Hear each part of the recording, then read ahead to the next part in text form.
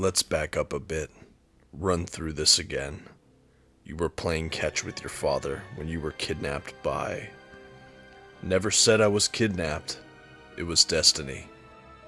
Today on the Comic Book Report, Birthright, Volume 1, Homecoming by Joshua Williamson. Stick around and check it out.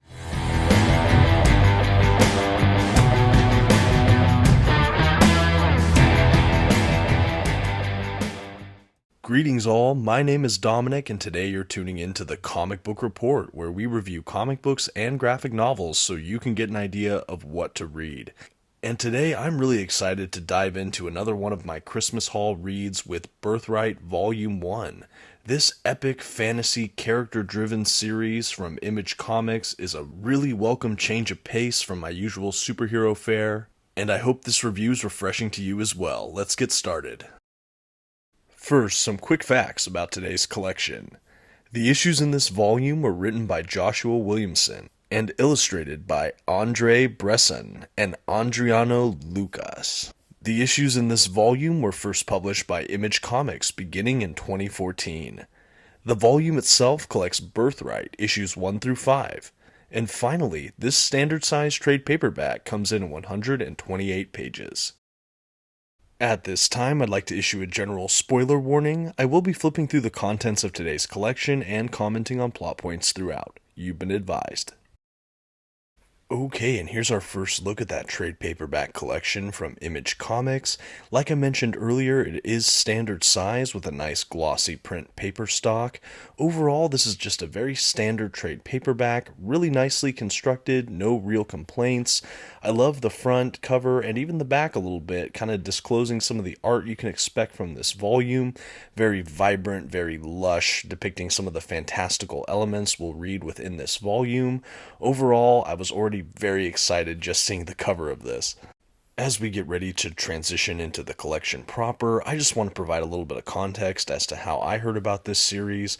Basically, this is a series I completely heard about from the greater internet, so YouTubers and some comic book groups on Facebook. I heard a lot of people talking about this series from Image as being a really fun fantasy series.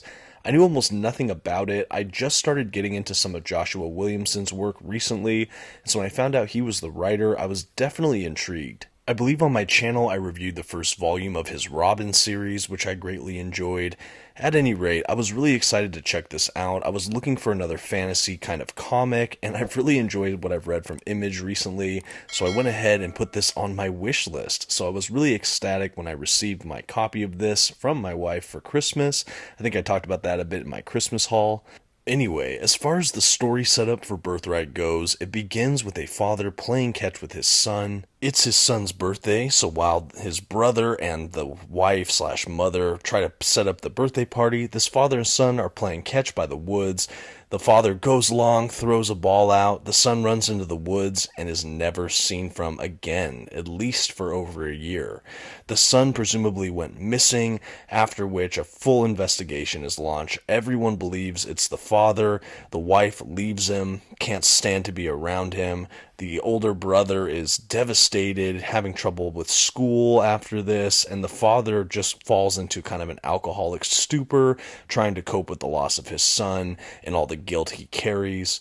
Meanwhile, the story flash forwards about a year, and around the anniversary of his disappearance, they all get called into some kind of police department or federal sort of detention area, and they find that they are being questioned because this man showed up. He's this burly, grizzled, grown man with all sorts of crazy medieval-looking armor and weaponry and a crazy story, basically saying that he's been fighting in this fantasy parallel universe for years and years and years, but on Earth time it's only been 1 year, and that he is actually the son that has gone missing.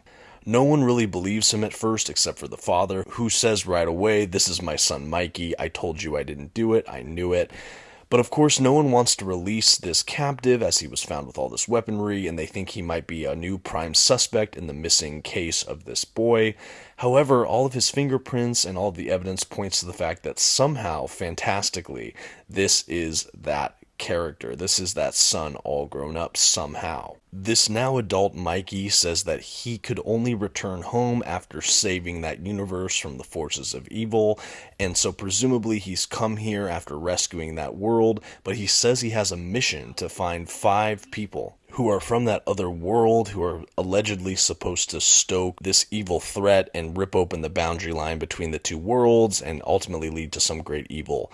However, at the end of the first issue, we find out that there's something wrong with Mikey. He seems to be inhabited by the evil presence from the other world, meaning that maybe he didn't save the day, and maybe he's not this incorruptible hero he's presenting himself as.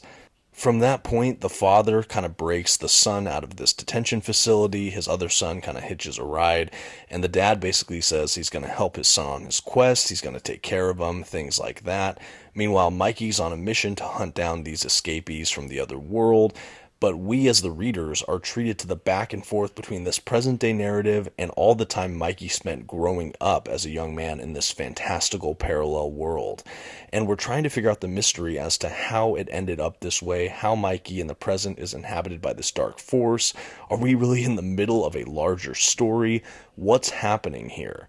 And in the midst of that, we have some great character development for the 2 brothers, the father, and a little bit with the mom. I really think that there's some rich character development there that we haven't quite gotten to yet. I hope we see more of that in the future. But so far, really great groundwork here, really solid setup to a really interesting contemporary fantasy comic book series. The art throughout is extremely lush and detailed. I think that the character models are all really serviceable, but it's really when we get to those fantastical elements from the other world that I really think the art just shines. We also see some of the fantasy elements bleed into the real world.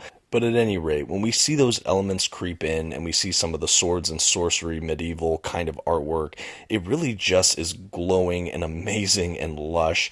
I love all the colors they use. The colorist on this book should also be commended, as it really adds to the storytelling and it helps with the immersion into both the real world and the fantasy world overall. So far, cannot speak highly enough about the artwork throughout, and it's extremely consistent. What you see is what you get all the way through, and I really loved it. At the time of this recording, I believe this entire Birthright series has been concluded across maybe 10 of these trade paperback volumes, so if you've gone further than I have, please, not too many spoilers, but what did you think about the rest of the series? Let me know in the comments below. All I can speak about so far is this volume 1, as it's all I've read. But so far, as I mentioned, I think that there's really rich groundwork here. It's a really compelling premise that I think is built upon in these first 5 issues very well. I think also some of the characters we see in that fantasy world, one that seems to be a kind of flying winged love interest to our main character Mikey. I think that there's going to be a lot of interesting development there. I also like the time dilation, that it was only 1 year in the real world, but I don't know, 20 or 30 something years in that other one, maybe the decade. I'm not really sure how long, but it looks like a long time. Anyway, as far as the setup, the first issue or 2 deals with that whole disappearance and the return of that character, and the remaining 4 issues have us venturing into the beginning of Mikey's time in that fantasy world, as well as in the presence, Mikey, his brother, and their dad trying to hunt down the first of, I think they said, 5 guys that came in from that other world. Mikey claims that those 5 are a grievous threat to this world and believe that they're going to rip open the doorway between the 2 universes, causing chaos and evil to reign. I think what's interesting is we don't know if that's a partial truth, the truth, or a flat-out lie. As we know, again, as the reader, he's kind of inhabited by that dark force. So I think it's going to be really interesting to see how that develops, to see what the true long-term goal or game here we have with the main character is really going to be. Is he going to be redeemed? Is he going to be cleansed of this presence? Or is he manipulating it to try to get his ultimate ends? I don't really know. And I think that that's what's so fascinating and gripping about this first volume, trying to set up the seeds of what is to come. As far as the characters, I think Mikey's by and large the most interesting character, obviously, but I think some of the dynamics with the dad having his life just ruined and now his son is back in these kind of crazy situations is certainly a compelling character. But I also really like the older brother, who's now the little older brother. I think that that whole dynamic's really interesting. He seems to have the most level head of his parents in a lot of ways, and he's caught up a lot in the tension as to what is happening and how to best care for Mikey, even though so much has changed, and he's a little bit dubious about everything that might be happening with him. Again, overall, just some very good characters. In the fantasy world as well, we have this winged girl character that's kind of his little, like, sidekick slash love interest, I think.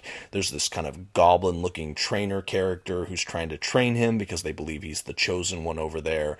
And like I said, I really like that world as well. I think the art over there is even more lush and vibrant.